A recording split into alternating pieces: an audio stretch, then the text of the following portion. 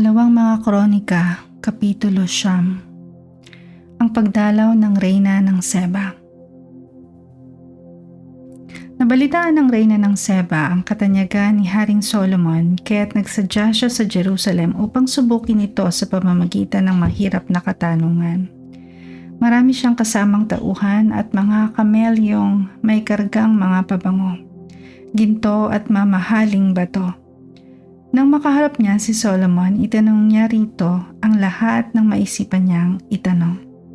Ipaniluwanag naman ni Solomon ang lahat ng ibig malaman ng Reyna. Wala itong tanong na hindi niya nasagot. Napatunayan ng Reyna ang karunungan ni Solomon at nakita niya ang palasyong ipinatayo nito. Nakita rin niya ang mga pagkain sa hapag ng hari at ang mga silid ng kanyang mga opisyal. Gayon din ang paglilingkod ng kanyang mga utusan at mga tagadala ng inumin at ang mga kasuotan nilang lahat. Nakita rin niya ang mga handog na susunugin na iniaalay ni Solomon sa templo ni Yahweh. Labis siyang namangha sa lahat niyang nakita. Kaya't sinabi niya sa hari, "Totoo nga pala ang balitang nakarating sa bayan ko tungkol sa iyo at sa inyong karunungan. Noong unay hindi ako makapaniwala, ngunit ngayong makita ng dalawa kong mata, wala pa pala sa kalahati ang ibinalita nila sa akin. Ang karunungan pala ninyo ay higit sa nabalitaan ko. Mapalad ang inyong mga lingkod, mapalad ang mga tauhan ninyong ito na laging nakakarinig ng inyong karunungan. Purihin ang Diyos ninyong si Yahweh na nalugod sa inyo kaya't ginawa kanyang hari upang mamahala alang-alang sa kanya. Sapagkat tapat ang pag-ibig ni Yahweh sa Israel at nais niyang patatagin ito magpakailanman. Ginawa niya kayong hari nila upang pairalin dito ang batas at katarungan. At binigyan niya ang hari ng 4,200 kilong ginto, napakaraming pabango at mamahaling hiyas. Walang kaparis ang mga pabangong ibinigay ng Reyna ng Seba kay Haring Solomon.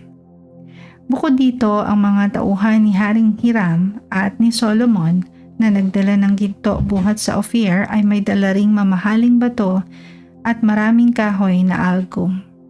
Ito ang kahoy na gamit ng hari sa mga upuan sa templo at sa kanyang palasyo at sa mga lira at alpa ng mga awit. Wala pang nakikitang kahoy na tulad nito ng panahong iyon sa lupain ng Juda.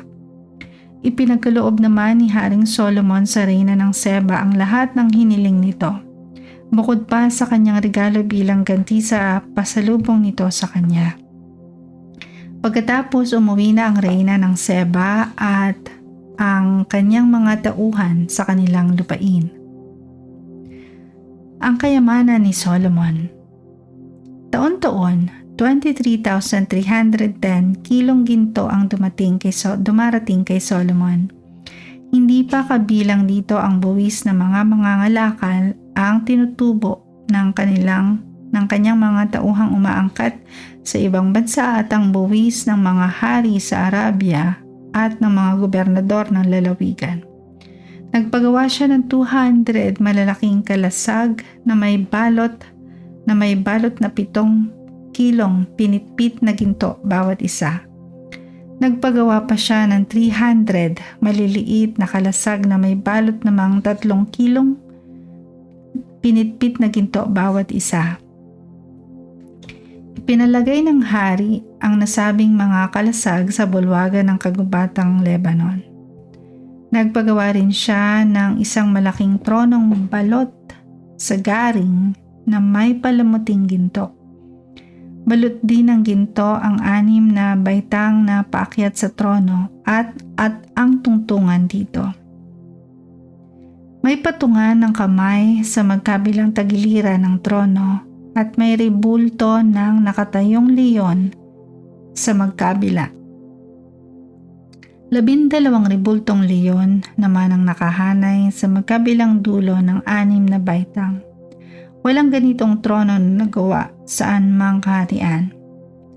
Lantay na ginto rin ang lahat na ang mga kopa ni Haring Solomon at ang mga kasangkapan sa bulwagan ng kagubatang Lebanon. Hindi gaanong pinahahalagahan ang pilak noon. May mga malalaking barko siyang nagbabiyahe sa Tarsis kasama ng mga tauhan ni Hiram at tuwing 3 taon ay dumarating na maraming dalang ginto, pilak, garing, mga gorilya at pabo real. Si Haring Solomon ang pinakamarunong at pinakamayaman sa lahat ng mga hari sa buong mundo. Kaya't pinupuntahan siya ng mga hari buhat sa iba't ibang panig ng daigdig upang makinig sa karunungang ibinigay sa kanya ng Diyos. Bawat isa'y may dalang regalo, mga kasangkapang ginto at pilak, mga damit, mira, mga pabango, mga kabayo at mola. Nagpapatuloy ito taon-taon. Si Solomon ay may 4,000 kwadra para sa kanyang mga kabayo at karwahe. Mayroon rin siyang 12,000 na mga kabayo. Ang mga ito ay inilagay niya sa mga lungsod himpilan ng mga karwahe at ang iba na may pinaalagaan sa Jerusalem. Sakop niya ang lahat ng mga hari ng mga lupain buhat sa ilog Euphrates hanggang sa lupain ng mga Filisteo at sa may hangganan ng Ehipto. Nang panahon ni Haring Solomon, ang pilak sa Jerusalem ay naging pangkaraniwan lamang na parang bato.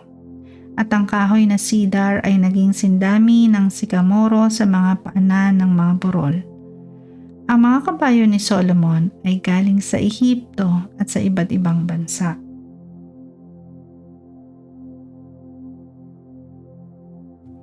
Ang buong kasaysayan ni Solomon. Ang buod ng kasaysayan ni Solomon.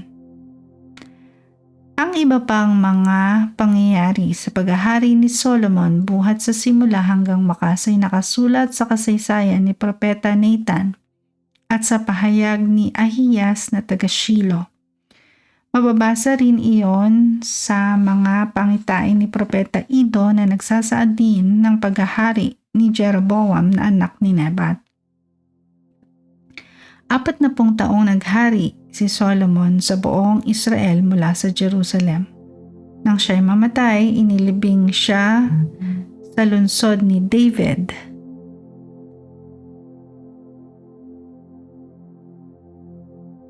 Humalili sa kanya bilang hari ang anak niyang si Rehoboam.